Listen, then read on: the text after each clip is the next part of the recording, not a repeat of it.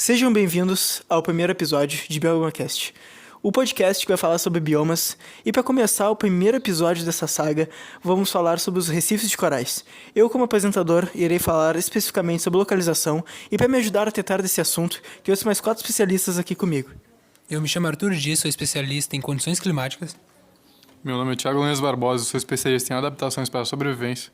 Meu nome é Caio Almeida de Souza e sou especialista em economia. Meu nome é Ricardo Souza Dalen e sou especialista em problemas ambientais. Para começar esse podcast, falarei sobre onde se encontram os recifes de corais. Os recifes de corais se encontram em águas quentes, claras e rasas, mas já foram encontradas em águas mais profundas que o normal. No Mar Atlântico, os únicos recifes coralinos foram encontrados no Brasil, ao longo do Nordeste, por longos 3 km de extensão. Ô João, tu pode me falar sobre onde está a maior costa de corais do Brasil? Mas claro, a maior costa do Brasil de corais está no Alagoas, com cerca de 135 km de extensão. Agora vou passar a palavra para o meu querido amigo Arthur Dias, que vai falar um pouco sobre o clima da região. Primeiramente, queria desejar um bom dia, uma boa tarde e uma boa noite para nossos ouvintes. Acho de extrema importância destacar que os corais gostam de lugares quentes, mas não muito quentes. A distribuição mundial de coral mostra que eles precisam de uma temperatura relativamente elevada, entre 18 e 30 graus Celsius. Isso explica a sua ocorrência entre 30 graus a norte e 30 graus a sul em torno do Equador. Também deixo registrado aqui que o aumento da temperatura influencia na calcificação, nutrição e desenvolvimento de vários organismos. Tá, Arthur, mas me fala aí sobre o índice das chuvas. A região do Nordeste, onde se encontra esse bioma, possui uma estação com chuvas irregulares, com maior ocorrência entre os meses de abril a julho, com índice pluviométrico médio anual entre 2.000 e 3.000 milímetros. Agora vou passar a palavra para meu amigo Thiago, que é especialista nas adaptações para a sobrevivência deste bioma.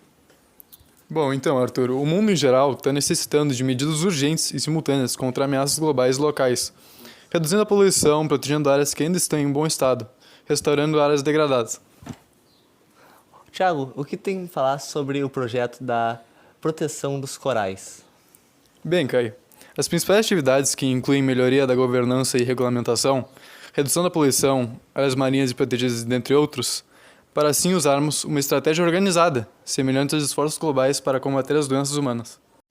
Tá bem, Caio. Agora eu quero que tu me fale sobre a importância econômica para essa região. Enquanto a economia, posso citar como principal e essencial dos recifes de corais o turismo, já que fornece muitos empregos para a população. Um dado que posso citar aqui é que o turismo nesses recifes apresenta 15% do PIB. No entanto, como malefício, posso citar o descuido das pessoas com os recifes trazendo a degradação dos corais.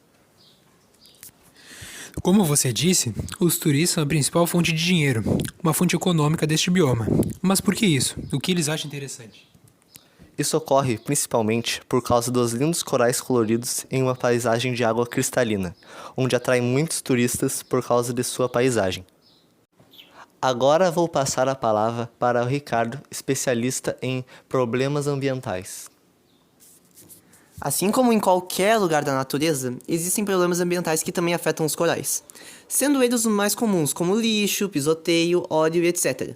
Mas existem 2 em específico que merecem o seu destaque. O primeiro deles é a ancoragem de barcos diretamente sobre os recifes. Esse que acontece não sendo muito frequente, mas pode ser comentado. O segundo deles é a pesca seletiva. Ela que é quando os pescadores pescam apenas uma espécie de coral, o que faz com que essa espécie em específica seja muito cobiçada e acaba não tendo muitos indivíduos dela. E as espécies não pescadas acabam tendo muito da sua população crescendo rapidamente sem controle, gerando um grande problema na fauna e flora local. Ricardo, tem algum problema ambiental que ocorre apenas com os corais? Existe sim um problema específico que é o branqueamento dos corais. É um processo que mata centenas de corais ao redor do mundo. E acontece quando a temperatura da água aumenta, seja por causas naturais, como o El Niño, ou por causas humanas, como o aquecimento global. Agora, para encerrar esse podcast, iremos citar algumas curiosidades sobre o recife de corais. Para começar, os corais possuem um esqueleto constituído por carbonato de cálcio. Você sabia que os corais são importantes ecossistemas que abrigam uma grande quantidade de formas da vida marinha, fornecendo-as abrigo e proteção?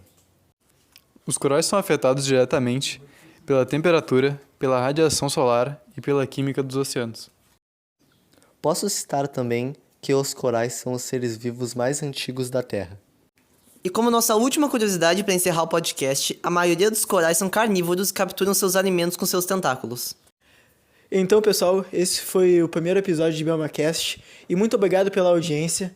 E um grande beijo no coração e um forte abraço. Falou!